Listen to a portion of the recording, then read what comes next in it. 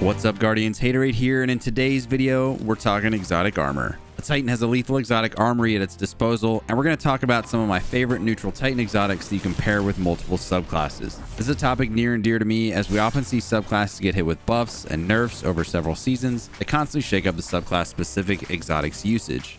With Season 16 coming to a close and a new subclass rework on the horizon with Season 17 and another the following season, these are going to withstand the test of time and have usage across them all. We'll take a quick look at each. I'll go over a few key points along with some mods and weapons that pair well with them. Now, without further ado, let's get into it.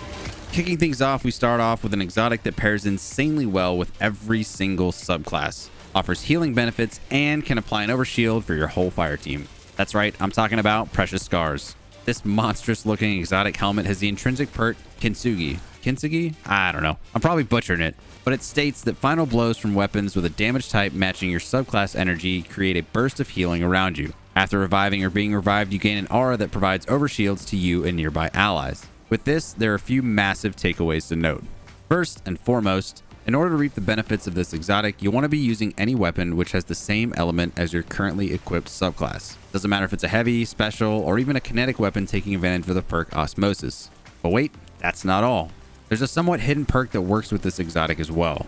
If you're using Precious Scars on a solar subclass and have a kinetic weapon, we'll say everyone's favorite Vault of Glass primary, the Fatebringer, with the perk Firefly, and you get a precision kill, anything that's defeated from the AoE explosion from Firefly actually procs the healing from Precious Scars. Fun fact, this particular weapon can roll with both Osmosis and Firefly to double up on its usage with this exotic.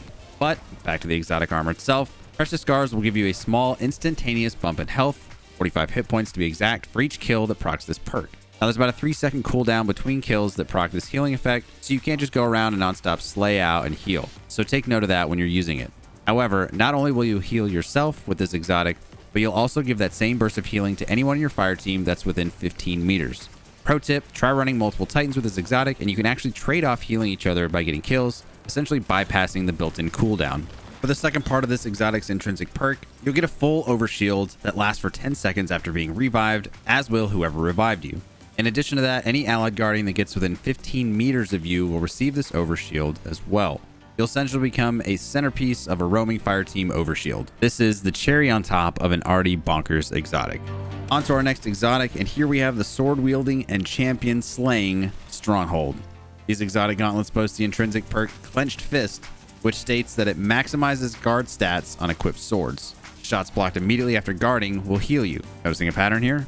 Essentially, what this exotic does by maxing out your guard stat is that it drastically reduces the cooldown of your charge attack that also allows you to block. I'm talking 2 to 3 seconds, and you'll go from fully depleted to completely full on sword energy. And 2, when guarding, you expend 0 sword energy. 0. Essentially allowing you to block indefinitely. Now, I know what you're thinking. These things aren't all that great. Who even uses swords for anything other than skating around and memeing?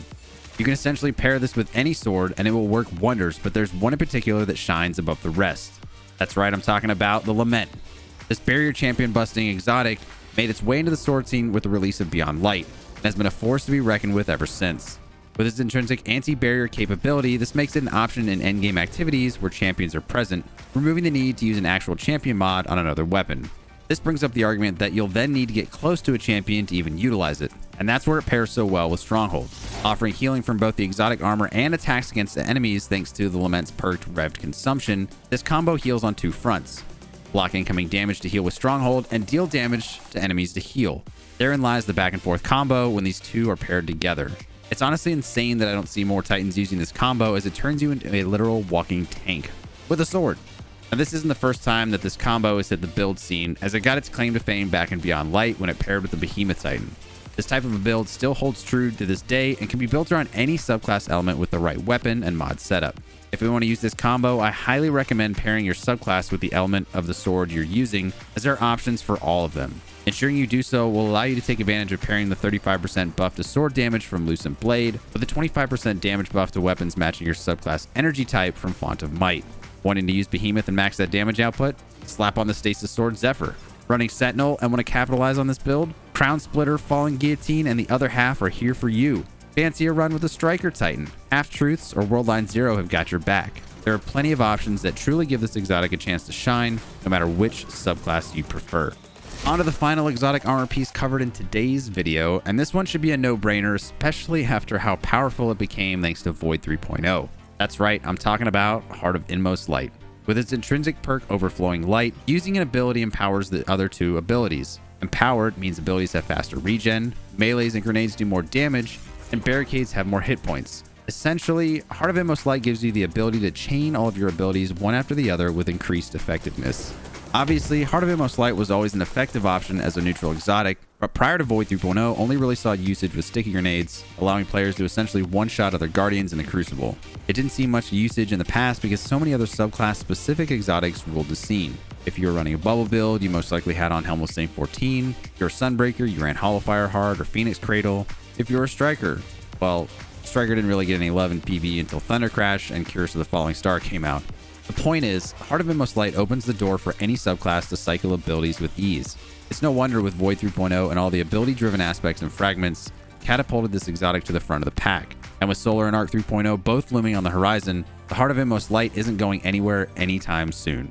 Now, these are just a few of the lethal neutral exotics out there in the current sandbox, particularly some of my favorite. There are so many other strong options that allow you to change up your style of play and lean into one specific area. Something like Wormguide Caress could see a spike in usage, especially if we see a return of Thunder Coil for the Striker Titan. Syntheseps have always been a fantastic option for ramping up melee damage as well. You know us Titans and how we love to punch things. Armentarium and Crest of Apalupi are fantastic options as well, and who could forget about Peregrine Greaves and the good old days of one-shotting anything. Keep these in mind as one season ends, another begins, and sandboxes shift. Ultimately, at the end of the day, play the way you want to play with the subclass you enjoy. I'm a huge advocate for playing the way you want to play, so long as you're having fun and enjoying the power fantasy in Destiny 2. If running the meta gets boring, try something new. I can't stress that enough. With that, I'll hop off my Crayola sandbox and bring things to a close. Thanks for watching today's video. I'm done, I'm out, and I'll see you all in the next one.